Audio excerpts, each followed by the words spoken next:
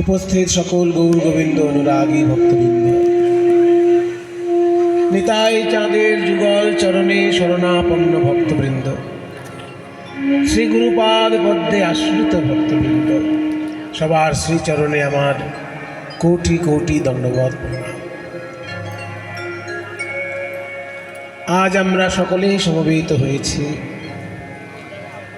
অতি পবিত্র এক মহাতীর্থে, প্রভু নিতাই চাঁদের জন্মস্থান। প্রভু নিত্যানন্দ যদি না আসতেন তাহলে আমরা গৌরাঙ্গ মহাপ্রভুকে গৌরাঙ্গ মহাপ্রভু রূপে পেতাম না। মহাপ্রভুর যে ভাবধারা, সেটা জনসাধারণের মধ্যে যিনি প্রচার প্রসার এবং প্রতিষ্ঠা করেছেন, তিনি হলেন আমার দয়াল প্রভু নিতাই। কারণ সবাই শুনতে পাচ্ছেন তো আমার কথাগুলো? ঠিক আছে, নাকি আর একটু বাড়াতে হবে? ঠিক আছে, বেশ বেশ। প্রভু নিতাই চাঁদ আমাদেরকে কি দিলেন? আমাদেরকে সুন্দর একটি সমাজ ব্যবস্থা উপহার দিলেন, যে সমাজে উচ্চ নীচ ভেদাভেদ থাকবে না, যে সমাজে অর্থের অসম বন্টন থাকবে না, যে সমাজে মানুষ মানুষকে ভাই বলে বুকে টেনে নেবে, এমন একটি সুন্দর ভক্তিময় সমাজ প্রভু নিতাই চাঁদ আমাদেরকে উপহার দিয়ে দিল। কিন্তু আমরা সেটা ধরে রাখতে পারছি কি পারছি না, সেটা পরে আলোচনার বিষয়। কিন্তু নিত্যানন্দ প্রভু আমাদের দিলেন কি, সেটা যদি আমরা বিচার করতে বসি তাহলে দেখব পদকর্তা বলছেন, বড় অবতার ভাই বড় অবতার, পতিতেরে বিলাওল প্রেমের ভাণ্ডার। এটা প্রথম উপকার, যে পতিত জনসাধারণকে প্রেমের ভাণ্ডার উজাড় করে দিলেন। যে প্রেম গোলকে থাকে, ভুলোকের মানুষ তা ধরাছোঁয়ার বাইরে ভুলোকের মানুষের কাছে, সেই প্রেম অতি সাধারণ জনসাধারণের মধ্যে প্রভু নিতাই চাঁদ বিতরণ করলেন। আয়ে ভ্রাতরণে নাম কলি কলুষিণাম কিন্ন ভবিতা। যখন নিতাই চাঁদ বলছেন গৌর সুন্দরকে, অয়ে ভ্রাতরণে নাম, ওরে ভাই আমার, মানুষের কি গতি হবে? অয়ে ভাত মানে ওরে ভাই, নৃণাম নৃণাম মানে মানুষের, কলি কলুষিণাম, কলির কলুষযুক্ত যে মানুষ, কলির পাপযুক্ত যে মানুষ, সেই কলির পাপে পরিপূর্ণ যে মানুষ, সেই মানুষের গতি কি হবে? একটা সমাধান কর কিছু। গৌর সুন্দরকে বলছেন নিতাই চাঁদ, অয়ে ভ্রাতরণে নাম কলি কলুষিণাং কিন্ন ভবিতা। এমন একটা কিছু প্রায়শ্চিত্ত তুই কল্পনা কর, যে প্রায়শ্চিত্তে অনায়াসে তোর চরণ লাভ করতে পারে, অনায়াসে যেন তোর চরণ পায়। তুই হলি রাধা কৃষ্ণের মিলিত তনু গৌরাঙ্গ সুন্দর, তোর চরণ দুটি যেন অনায়াসে এই কলিযুগের মানুষ পায়, সেইটা একটা ব্যবস্থা কর। তো সেই ব্যবস্থাটা কি না? হরি সংকীর্তন।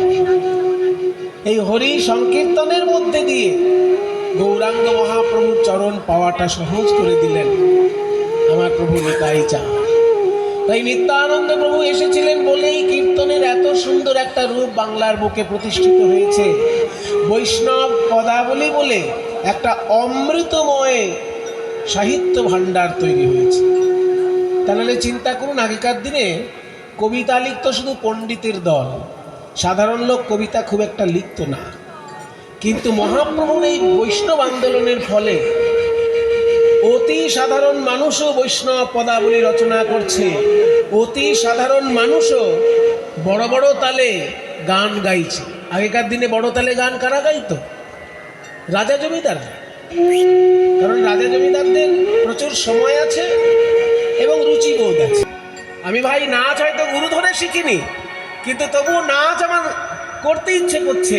প্রভু গৌর সুন্দরের প্রেমে, নিতাই চাঁদের কৃপায় আমার ভিতরে নাচা আপনি ফুটে উঠছে। তার মানে কি?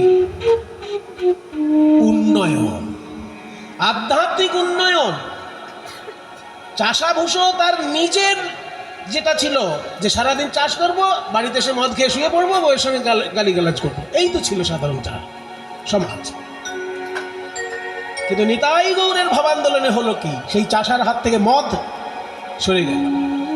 ওই জগাই মাথায় প্রতিদিন 80 হাঁড়ি মদ খেত, কিন্তু নিতাই চাঁদের কৃপায় তার হাত থেকে মদের হাঁড়ি সরে গেল। সেখানে চলে এলো জপের মালা। শুধু কি জগাই মাথায়, ওই রকম হাজার হাজার জগাই মাথায় উদ্ধার হয়েছে নিতাই চাঁদের কৃপায়। যারা মদ্যপান ছেড়ে দিয়ে, অসৎ অভ্যাস ছেড়ে দিয়ে, বদভ্যাস ছেড়ে দিয়ে সৎ গুণ অর্জন করেছে, শুদ্ধ গান বাজনা অর্জন করেছে, রাগ রাগিনী বড় বড় তালের গান শিখে কীর্তন গানের মধ্যে জীবন কাটিয়ে দিয়েছে। তাহলে এই যে একটা উচ্চ স্তরের ভাবনা সাধারণ মানুষের মধ্যে নিয়ে নেমে এলো, এটা কে করলো? ওই নিতাই চাঁদ। নিতাই চাঁদের জন্য সাধারণ মানুষ পেল সাহিত্য রস, সাধারণ মানুষ পেল উচ্চাঙ্গ সঙ্গীত, সাধারণ মানুষ পেল বৈষ্ণব দর্শনের প্রেম তত্ত্ব। যে বৈষ্ণব দর্শন তত্ত্ব আলোচনা, সেটাও সাধারণ মানুষের বিষয় নয়, কিন্তু নিতাই গৌরের জন্য সাধারণ মানুষের মধ্যেই সেটার প্রচার ঘটেছে। আরো একটা বড় জিনিস, কি জিনিস জানেন? নারী শিক্ষা এবং নারীর অগ্রগতি। এইটাও প্রভু নিতাই চাঁদের অবদান।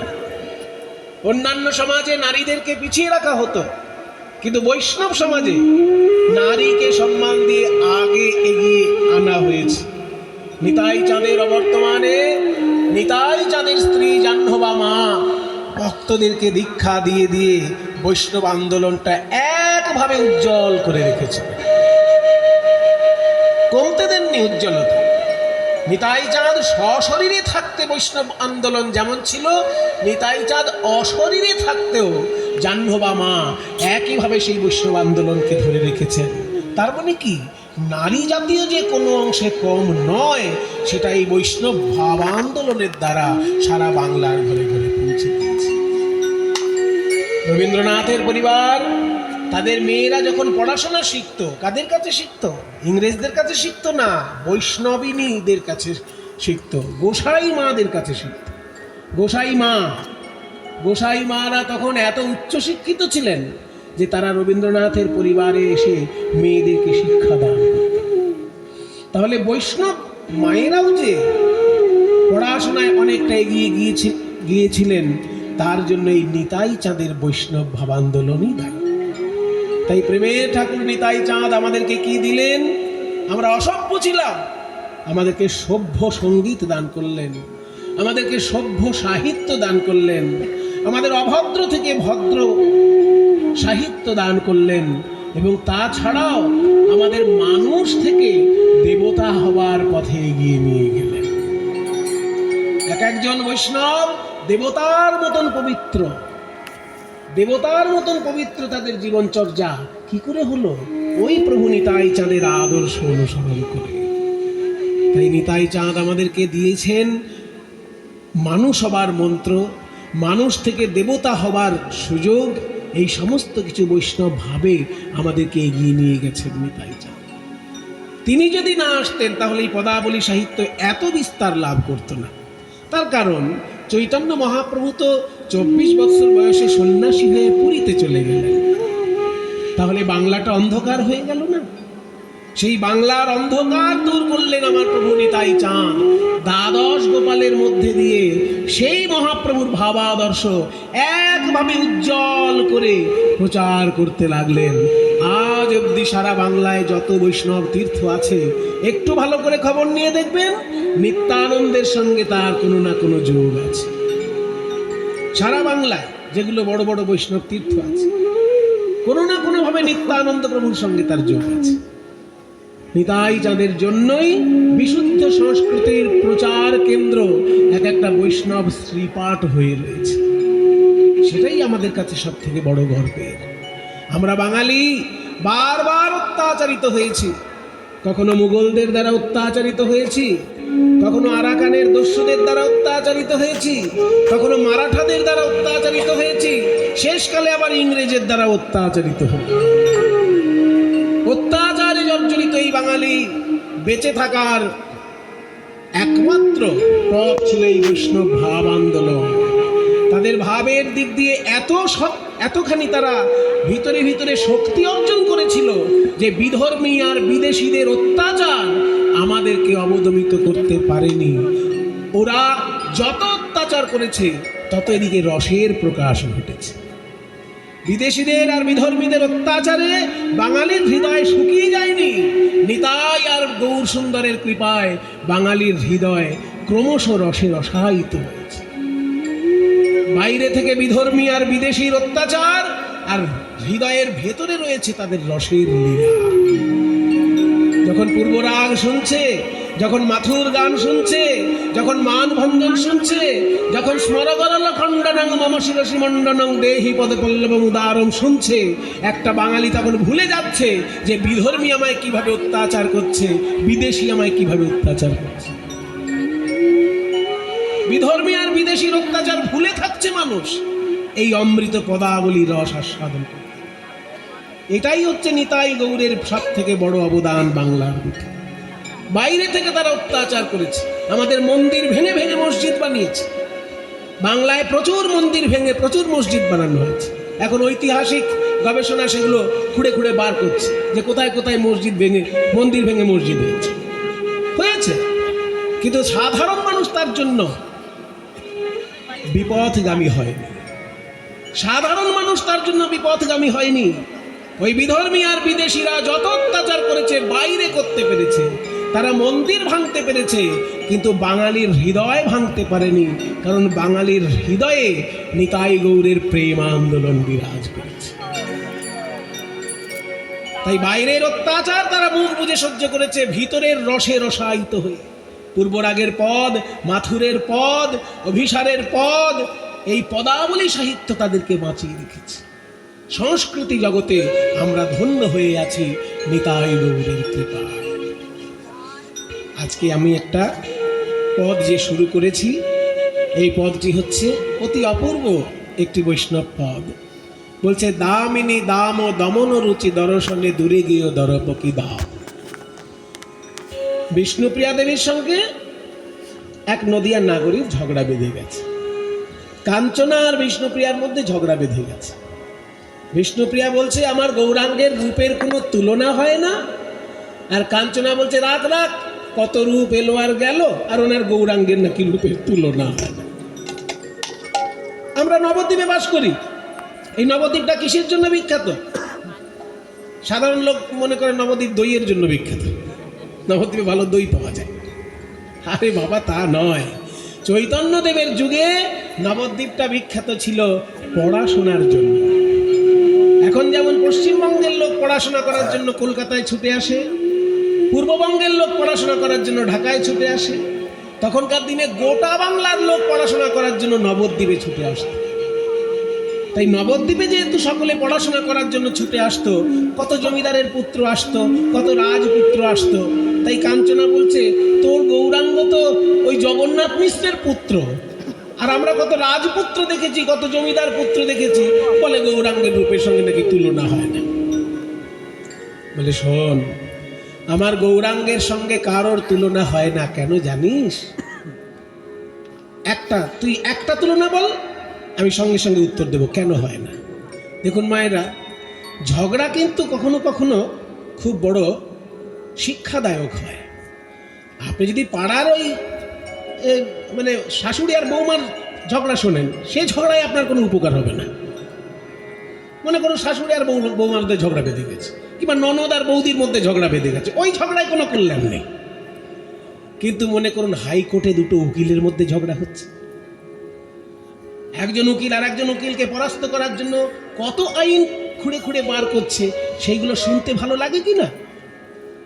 মনে করুন দুটো কবি গায়কের মধ্যে যদি ঝগড়া হয়, একজন কালীর পক্ষে বলছে আর একজন কৃষ্ণের পক্ষে বলছে। যে কৃষ্ণ ভক্ত সে কালী সম্পর্কে খুব একটা খোঁজ খবর রাখতে চায় না, আবার যে কালী ভক্ত সে কৃষ্ণ সম্পর্কে খুব একটা উৎসাহিত নয়। কিন্তু কবি গানে যখন একজন কবিয়াল কালীর পক্ষে দাঁড়িয়েছে আর একজন কবিয়াল কৃষ্ণের পক্ষে দাঁড়িয়েছে, যে কৃষ্ণ ভক্ত সে কালী সম্পর্কে অনেক কিছু জেনে ফেলবে, আর যে কালী ভক্ত সে কৃষ্ণ সম্পর্কে অনেক কিছু জেনে ফেলবে। এখানে হচ্ছে ঝগড়ার লাভ। তাই ঝগড়া জায়গা মতো হলে তাতে অনেক উপকার আছে। যেমন কবিয়ালদের ঝগড়া, আমাদের মতন সাধারণ মানুষ অনেক কিছু জানতে পারে দুটো কবিয়ালে যদি ঝগড়া বাঁধে। ঠিক তেমনি কোর্টে যদি দুটো উকিলের মধ্যে ঝগড়া বাঁধে অনেক আইন জানতে পারা যায়।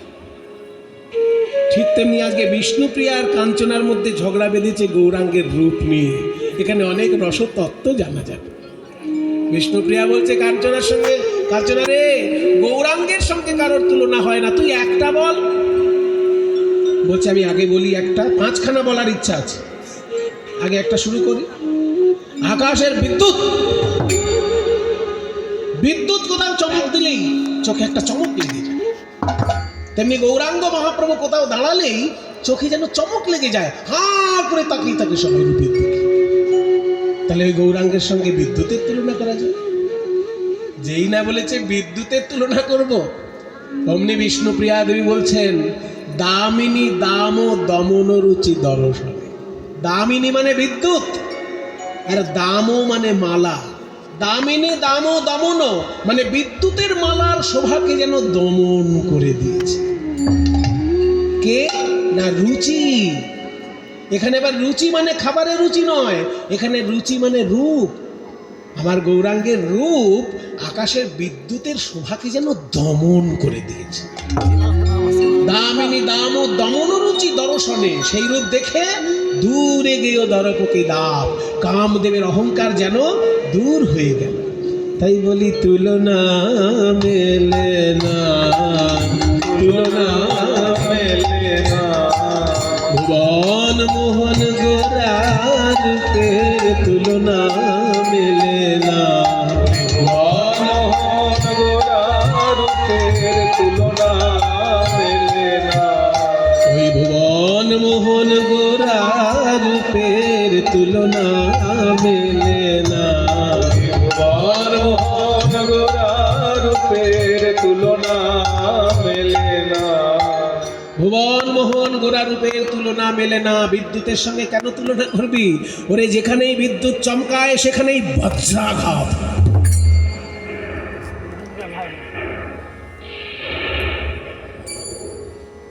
যেখানেই বিদ্যুৎ চমকাবে সেইখানে বজ্রাঘাত হবে।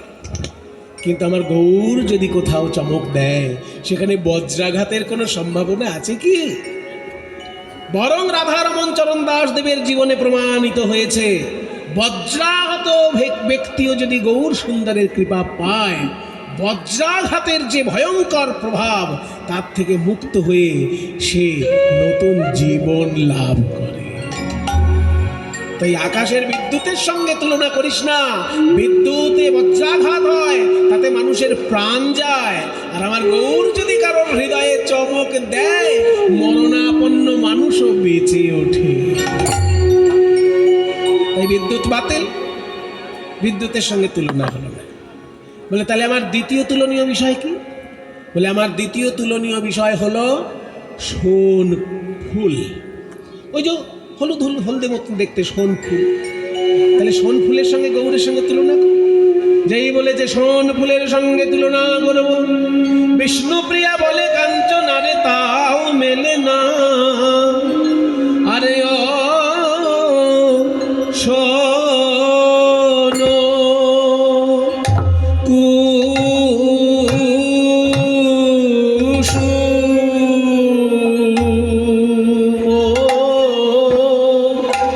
তাহে রূপের আগে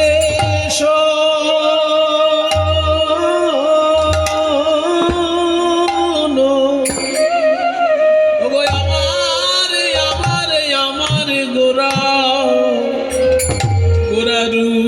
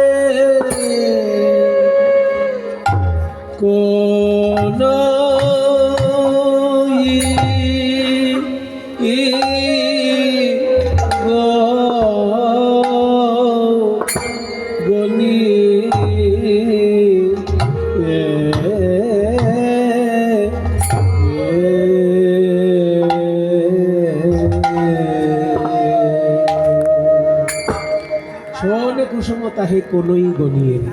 মানে সোনফুল কে আর তুলনা করতে যাবে? মানে এমন বোকা কে আছে যে গৌরাঙ্গের সঙ্গে সোনফুলের তুলনা করবে? কোনো বোকা লোক যদি থাকে সে করবে, বুদ্ধিমান লোক করবে না। কেন না? সোনফুল দেখতে সুন্দর, কিন্তু গৌরাঙ্গের সঙ্গে কি তুলনা হয়? ওরে শোন, ভালো ভালো ফুলের আবার ভালো ভালো দোষও থাকে। যেমন ধরো আমাদের ভারতবর্ষের জাতীয় ফুল কি? ভারতের জাতীয় ফুল কি গো? ছোটবেলায় পড়েছেন তো, পদ্ম ফুল। কিন্তু পদ্ম ফুল তুলতে গেলে কি হবে? হাতে কাঁটা ফুটবে। ওই জন্য কবিতায় বলে না, কাঁটা হেরি ক্ষান্ত কেন কমল তুলিতে, দুঃখ বিনা সুখ লাভ হয় কি মহিতে। তাহলে পদ্ম ফুল এত সুন্দর ফুল, আমাদের ভারতের জাতীয় ফুল, অথচ তুলতে গেলে হাতে কাঁটা ফুটবে। গোলাপ ফুল কত সুন্দর ফুল, গোলাপ ফুল, কিন্তু তুলতে গেলে হাতে কাঁটা ফুটবে। অনেকে বলতে পারেন, মশাই আপনি এমন ফুলগুলো বেছে বেছে বার করছেন যাদের কাঁটা আছে। এমন তো অনেক ফুল আছে যেগুলো কাঁটা নেই, সেটা তো বলুন। হ্যাঁ ভাই, সেটাও বলছি। কাঁটা নেই এমন ফুলও আছে। শুকতে গিয়ে দেখবে কি হয়, শুকতে যাবে দেখবে ফুলের ভেতর থেকে পোকা বেরিয়ে এসে নাকে কামড়াচ্ছে। তাহলে ফুলে কাঁটা থাকতে পারে বা পোকা থাকতে পারে, কিন্তু আমার গৌরাঙ্গের মধ্যে কোনো কাঁটা বা কোনো পোকা আছে কি? কি করে তুলনা করবি? বরং আমি বলতে পারি, কারণ মন ফুলের মধ্যে যদি কাঁটা বা পোকা থাকে, গৌর চরণে শরণ নিলে মন ফুল থেকে কাঁটা পোকা দূর হয়ে যায়। এই মনটাই তো আসল ফুল। যারা ঠাকুরমশাই পুজো করেন তাদেরকে জিজ্ঞেস করবেন, ঠাকুরমশাই পুজো করতে গেলে কমসে কম কয়টি জিনিস লাগে? ঠাকুরমশাই আপনাকে বুঝিয়ে বলবে যে শোনো, পুজো করতে গেলে কমসে কম মিনিমাম 5টা জিনিস লাগে। গন্ধ, পুষ্প, ধূপ, দীপ, নৈবেদ্য। গন্ধ মানে চন্দন, পুষ্প মানে ফুল, ধূপ মানে ধূপকাঠি, দীপ মানে প্রদীপ, আর নৈবেদ্য মানে প্রসাদ। এই 5টা জিনিস মিনিমাম লাগে পুজোতে। কিন্তু মনে করুন আপনার বাড়িতে কিছুই জোগাড় নেই, শুধু একটা ফুল থাকলেও পুজো হয়ে যেতে পারে। কেন না? ফুলের মধ্যে মধু আছে, ওটাই প্রসাদ। আর ফুল নিজেই পুষ্প, আর ফুলে যেহেতু গন্ধ আছে, তাহলে একটু গন্ধের কাজও হয়ে গেল। তাহলে গন্ধ, পুষ্প আর নৈবেদ্য 3টে ফুলের মধ্যেই পাওয়া যাচ্ছে। কিন্তু মনে করুন 3 দিন ধরে ট্রেনে যাচ্ছেন কোথাও, হাতে ফুল নেই, হঠাৎ পুজো করার ইচ্ছা হলো ঠাকুরকে, তখন কি করবেন? তখন শাস্ত্র বলছে, হাতের কাছে যদি ফুল না থাকে তাহলে চিত্তং প্রকল্পয়েত পুষ্পম প্রাণাহ ধূপং প্রকল্পয়েত। তোমার চিত্তটাকে ফুল মনে করবে, প্রাণটাকে ধূপকাঠি মনে করবে। চিত্তটাই তখন ফুল। যদি ফুল না থাকে হাতের কাছে, নিজের চিত্তটাকে ফুল মনে করে তোমার আরাধ্য দেবতার চরণ চিন্তা করবে, তাহলেই পুজো হয়ে যাবে। তাহলে চিত্তটা যদি ফুল হয়, এই চিত্ত ফুলের মধ্যে কাঁটা পোকা আছে কি? আছে ভাই, একদম কিলবিল করছে। এই মন রূপী ফুলের মধ্যে 5খানা কাঁটা আছে আর 6টি পোকা আছে। 5টি কাঁটা কি কি? জাতি বিদ্যা মহত্তঞ্চ রূপ যৌবনমেব চ যত্নেন পরিবর্জয়েৎ ভক্তেস্তু পঞ্চকণ্টকা। 5 রকমের অহংকার হলো 5টি কাঁটা। প্রথম জাতির অহংকার, দ্বিতীয় বিদ্যার অহংকার, তৃতীয় মহত্বের অহংকার, চতুর্থ রূপের অহংকার, পঞ্চম যৌবনের অহংকার। এই 5 রকমের অহংকার হচ্ছে মন ফুলের 5টি কাঁটা। আর 6টি পোকা কি কি? কাম, ক্রোধ, লোভ, মোহ, মদ, মাৎসর্য। তাহলে যে ফুলের মধ্যে পোকা কিলবিল করছে, সেই ফুলটা তুমি ভগবানকে দিতে পারবে? ওই জন্য কৃষ্ণলীলা শোনার আগে গৌর চন্দ্রিকা, হা গৌর, প্রাণ গৌর বলে যদি কেউ কাঁদতে পারে, তাহলে তার মন ফুল থেকে 5টা কাঁটা আর 6টি পোকা দূর হয়ে যায়।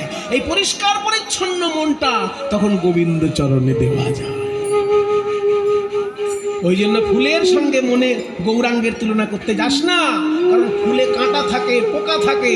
কিন্তু গৌর সুন্দরে কাঁটা পোকা তো নাই, বরং মন ফুলে কাঁটা পোকা থাকলে হা গৌর বলে কাঁদলে পরে সেই কাঁটা আর পোকা দূর হয়ে যায়। তাই ফুলও বাতিল। পাঁচখানা তুলনা করব ভেবেছিলাম, দুটোই বাতিল হয়ে গেল। বলে তাহলে তৃতীয় তুলনা কি? বলে আমার তৃতীয় তুলনীয় বিষয় হলো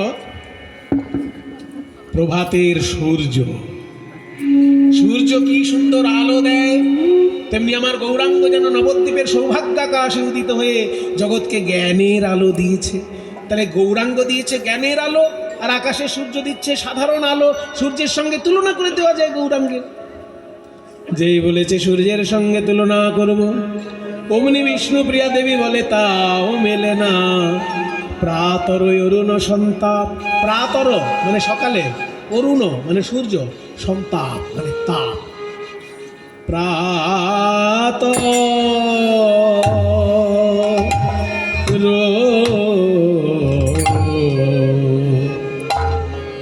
প্রাতর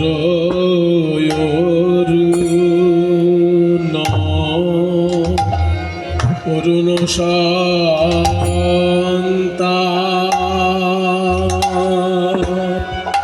তাপরে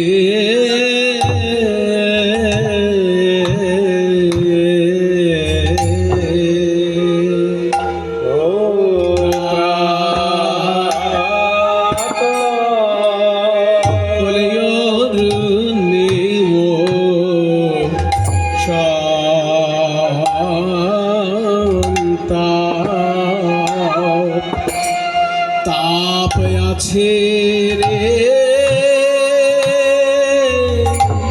হরি বল। এই যে কোটি চন্দ্র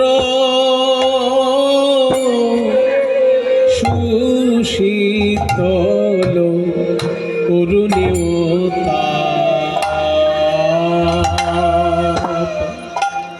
তাপ আছে রে। এই যে কোটি চন্দ্র সুশীতল বলিয়া আমার গোরার চরণ কমল। কোটি চন্দ্র সুশীতল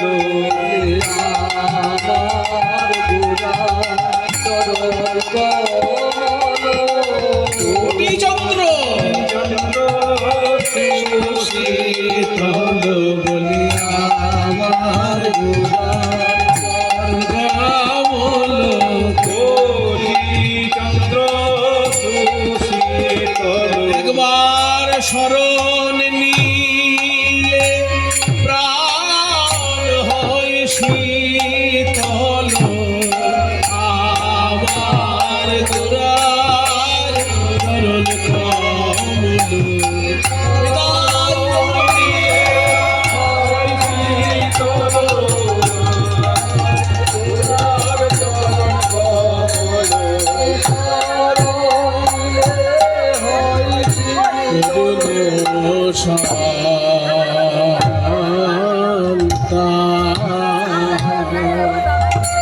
তাপ আছে রে। আকাশের সূর্যের সঙ্গে তার তুলনা করে ফেললি। সূর্য আলো দেয় আর আমার গৌরাঙ্গ মহাপ্রভু জ্ঞানের আলো দেয়। বাহ! কিন্তু সঙ্গে সঙ্গে এটা তোর মনে পড়লো না যে সূর্য ভয়ঙ্কর তাপ দেয়। আলো যেমন দেয় তার সঙ্গে তাপও তো দেয়। এখন হালকা হালকা ঠান্ডা আছে তাই বুঝতে পারছেন না সূর্যি মামার অবস্থা। জ্যৈষ্ঠী মাসে দেখবেন সূর্যি মামার রূপ কি ব্রেন স্ট্রোক হয়ে যায়, সানস্ট্রোক হয়ে যায়। সূর্যের আলোতে স্ট্রোক হয়ে যাচ্ছে, তাকে বলতে সানস্ট্রোক। তাহলে সূর্যের সঙ্গে তুলনা।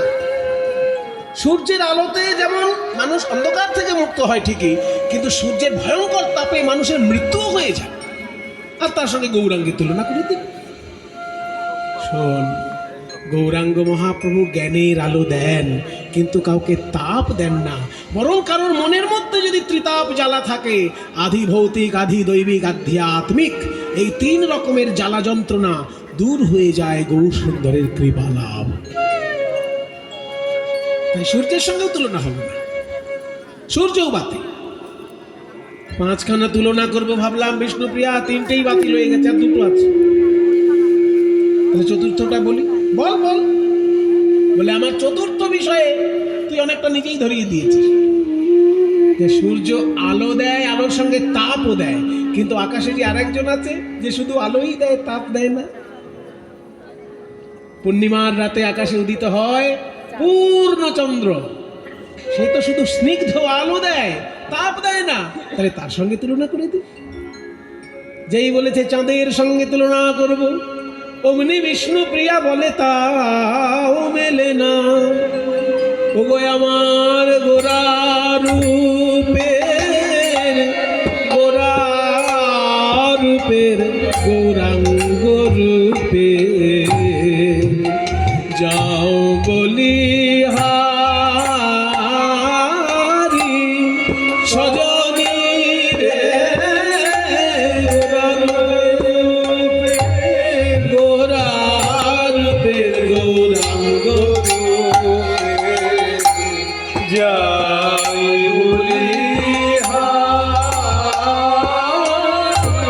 সজনী গোরা রূপের বলিহারি, যাই রে গোরা রূপের বলিহারি, যাই রে গোরা রূপের বলিহারি, যাই বর্ণনা হয় না বলিহারি, যাই রে বর্ণনা হয় না বলিহারি, যাই রে বর্ণনা হয় না বলিহারি, যাই রে বর্ণনা হয় না। আমার গোরা রূপের বর্ণনা হয় না, গোরা রূপের বর্ণনা হয় না।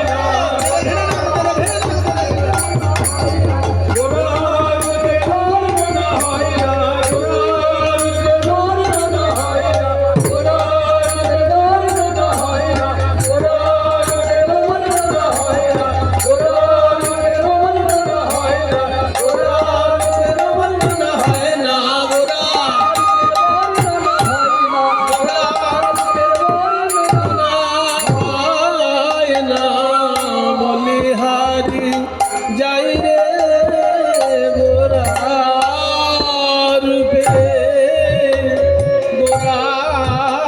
রূপের গৌরাঙ্গ রূপে যাও বলি হারি।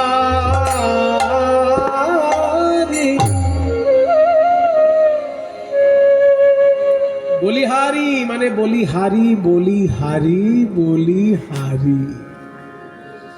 ওই রূপের কথা যত বলি তত হারি, বারে বারে বলি আর বারে বারে হারি, বারে বারে হারি তবু লজ্জা নেই, কারণ বলতে এত ভালো লাগে যে হারলেও মজা। ওই যে ক্রিকেট খেলতে যারা যায় না, যারা জেতে তারা টাকা পায়, আবার যারা হারে তারাও টাকা পায়। তাহলে হারলেও টাকা পাওয়া যাচ্ছে, কি মজার খেলা চিন্তা করুন। ক্রিকেট খেলা আছে না, যারা জেতে একটু বেশি পায় আর যারা হারে একটু কম পায়, কিন্তু পায় তো। ঠিক তেমনি গৌরাঙ্গ রূপের কথা বলতে গিয়ে যদি হেরেও যাই আমার কোনো লজ্জা নেই, কেন আনন্দ পেলাম যে। ওই জন্য বলছি বারে বারে বলি আর বারে বারে হারি, তবু বলতে ছাড়ি না, এত আনন্দ। গোরা রূপের যাও বলি হারি। কেন চাঁদের সঙ্গে তুলনা হলো না কেন সেটা বলছি তো। হেরি সুধা করো মুরছি চরণ তলে পড়ু। ওই গৌরাঙ্গের দিকে তাকিয়ে আকাশের চাঁদ অজ্ঞান হয়ে পড়ল। আকাশের চাঁদ মনে মনে ভাবছে যে সবাই বলে গৌর চাঁদ, গৌর চাঁদ, গৌর কি এমন চাঁদ রে বাবা, আমার তো খুব সুন্দর, এবার গিয়ে দেখে আসি। এই ভেবে আকাশের চাঁদ যখন গৌর চাঁদকে দেখতে এসেছে, কি দেখলো? আকাশের চাঁদ দেখছে যে আমার থেকে সুন্দর কি, আমি তো কলঙ্কিত চাঁদ, আর গৌরাঙ্গ তো নিষ্কলঙ্ক চাঁদ। নিষ্কলঙ্ক পূর্ণ চাঁদ উদয় নদিয়াপুরে, দূর করে মনেরও আধার। আমি মানুষের বাইরের অন্ধকার দূর করতে পারি, কিন্তু মানুষের মনের অন্ধকার তো দূর করতে পারি না। কিন্তু আমার গৌর চাঁদ এমন চাঁদ, মানুষের মনের অজ্ঞান অন্ধকার দূর করে দেয়। কাজেই তার সঙ্গে তো আমার তুলনা হবে না।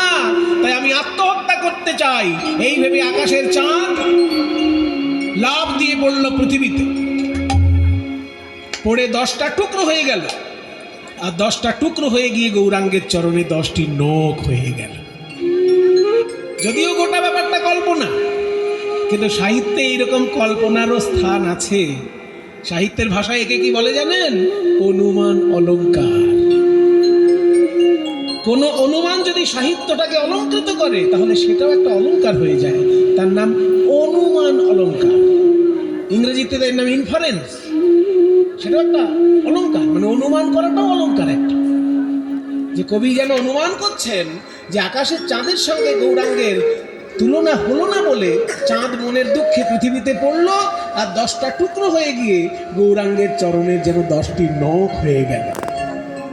হেরি সুধা করো, হেরি সুধা করো, মুরছি চরণ তলে, হেরি সুধা করো, মুরছি চরণ তলে, পড়ু চরণ তলে পড়ু 10 নখর ধরি, আমরে রে 10 নখর ধরি, আহামরি রে পড়ু 10।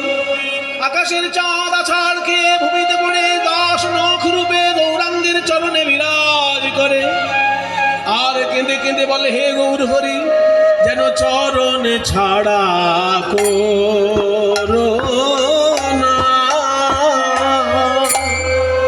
করোনা হে পড়ু 10 চরণ ছাড়া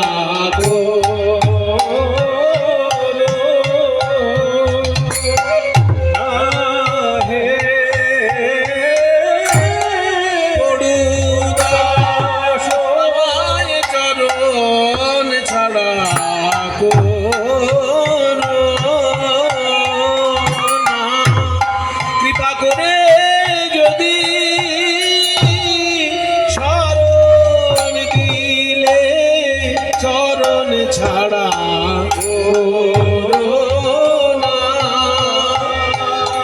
কৃপা করে যদি শরণ দিলে, মহাপ্রভু তোমার শ্রী চরণে, কৃপা করে যদি শরণ দিলে, প্রভু তোমার শ্রী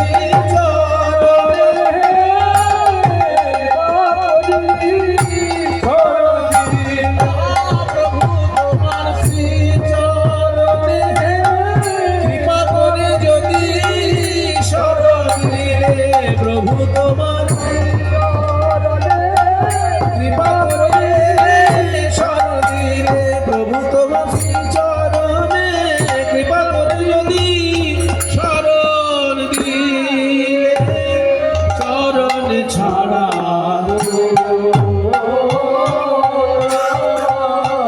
চরণ ছাড়া করো না হে প্রভু দাস,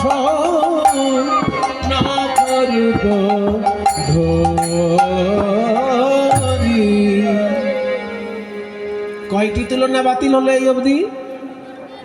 দেখি কেমন কীর্তন শুনছেন। মাঝে মাঝে একটু পরীক্ষা নেওয়া দরকার না, তাহলে ছাত্র কতদূর পড়ছে বোঝা যায় না। কয়টি তুলনা হলো? ও বাবা, ভালো ছাত্র সবাই, সবাই মনে রেখেছে 4টি তুলনা এই পর্যন্ত হয়েছে, এবং 4টি বাতিল হয়ে গেছে। তাহলে আর একখানা বাকি আছে, সবে ধন নীলমণি। নে বলে ফেল, বলে ফেল, আমার সময়ের অনেক দাম আছে, তাড়াতাড়ি কর। বলছি রে বাবা বিষ্ণুপ্রিয়া, আমার মনটা দুঃখ 4খানা তুলনা করলাম, একটাও মিলল না। আর এটা যদি না মেলে তাহলে তো তোর কাছে মুখই লাগাতে পারবো না। তবু বলছি শোন, পঞ্চম এবং শেষ তুলনার বিষয়বস্তু হলো একটি দামি ধাতু সবাই ভালোবাসে।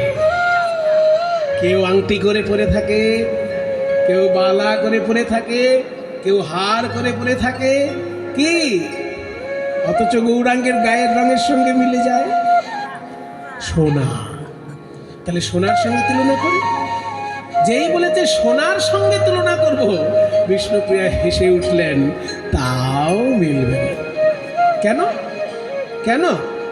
ওরে সোনা যে কঠিন, আর আমার গৌরাঙ্গ যে কোমল। সোনা পড়লে অনেক সময় শরীরে ক্ষতি হয়। এই যে কানের দুল আপনারা পরেন, বেশি ভারী কানের দুল হলে কি হবে? কানের পাতাটা কেটে যায় না? ভারী ভারী কানের দুল হলে। তাহলে সোনার জন্য অনেক সময় কানের পাতা কেটে যায়, তবুও লোকে সোনা পরে। কিন্তু আমার গৌরাঙ্গকে যদি কেউ হৃদয়ে ধারণ করে, কারণ হৃদয়টা কি কেটে যায়? বরং জোর করে বলতে পারি, সংসারের ঘাত প্রতিঘাতে যদি কারোর হৃদয় ভেঙে চৌচির হয়ে থাকে, গৌর সুন্দরকে হৃদয়ে ধরলে তার ভাঙা হৃদয় জুড়ে যাবে, জুড়ে যাবে। তাই সোনার সঙ্গে তুলনা করিস না। সুবরণ বরণ সুবরণ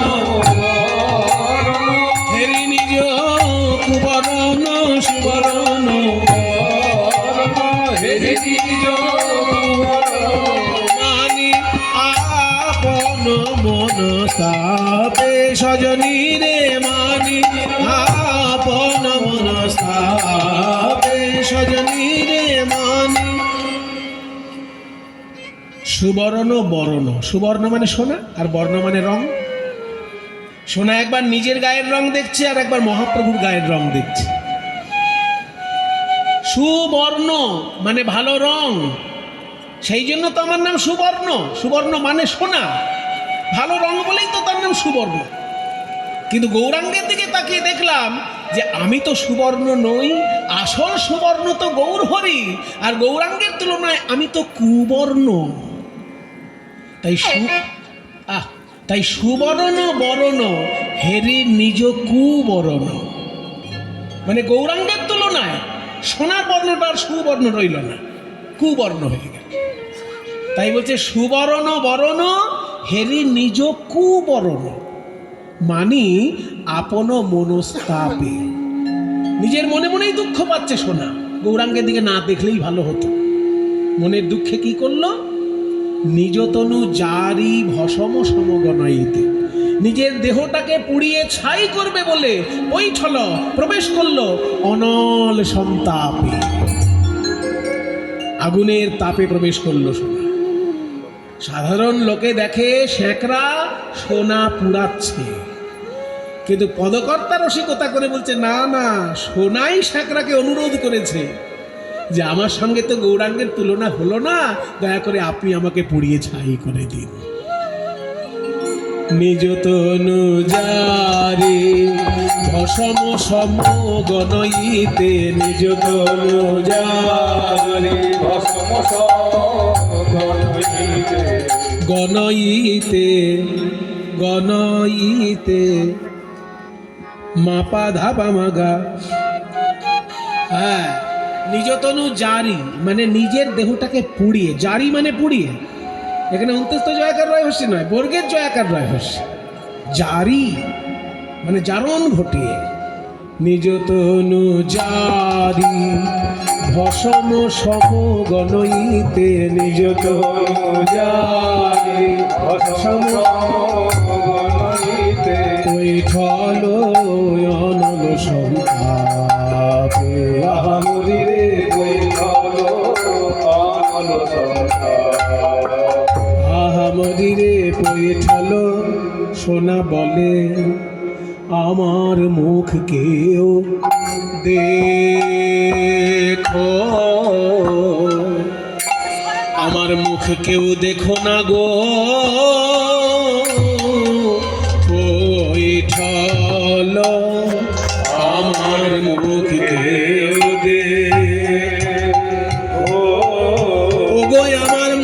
কেউ দেখো না কেন জানো গোরা রূপের সনে আমার তুলনা হয় না আমার মুখে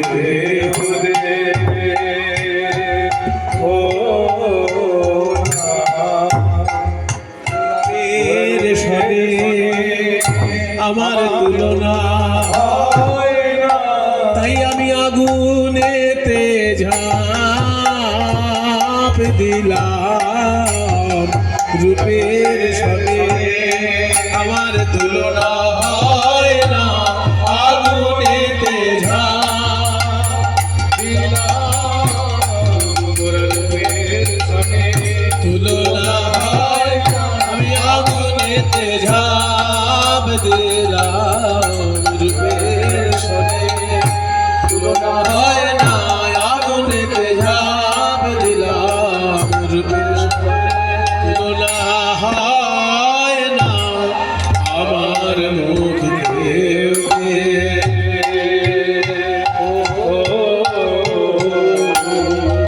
দেখো না গো তুই ঢালো